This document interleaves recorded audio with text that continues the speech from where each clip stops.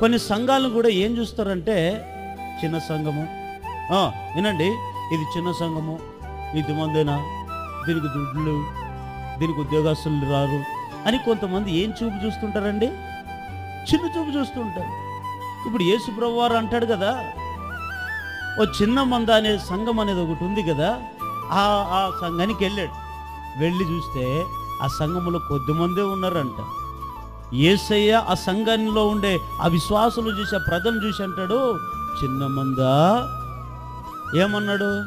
మీరు భయపడండి, వణకండి అన్నాడా? భయపడకుడి. ఎందుకన్నాడు ఆ మాట అంటే, మనుషులైతే చిన్న చూపు చూస్తారు, చిన్న సంఘం అని. కొంతమంది యేసు ప్రభువారు ఏం చూశాడో తెలుసా? చిన్న మందే కానీ దాంట్లో నలుపు లేదు. ఆ నలుపు అనేది యేసయ్యకు కనపడలేదంట. అందుకే చిన్న మందా, మీరు భయపడకుడి, దేవుని రాజ్యం ఇవ్వడానికి దేవునికి ఇష్టమై ఉంది అంటాడు. కొంతమంది పిచ్చి మనుషులు ఉంటారు.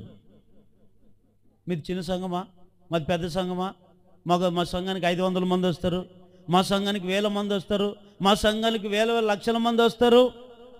ఈ లక్షల మంది పరలోక రాజ్యం చేరుతారా? ముమ్మాటికి 99% వెళ్ళరు. ఇది రాసుకోండి. చెప్పుకోవడానికి బాగుంటుంది, చెప్పుకోవడానికి పలానా సంఘానికి వెళ్తున్నాం, మాది పెద్ద సంఘం అంటుంటారు.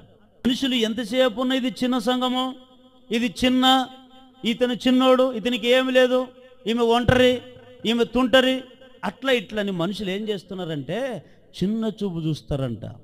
కానీ మనం ఆరాధిస్తున్న ప్రభు ఎవరో తెలుసా? గొప్ప దేవుడు ఆయన. ఎవరిని చిన్న చూపు చూస్తాడో, ఎవరిని చిన్న చూపు చూడడో ఆయనకి తెలుసు. బైబిల్లో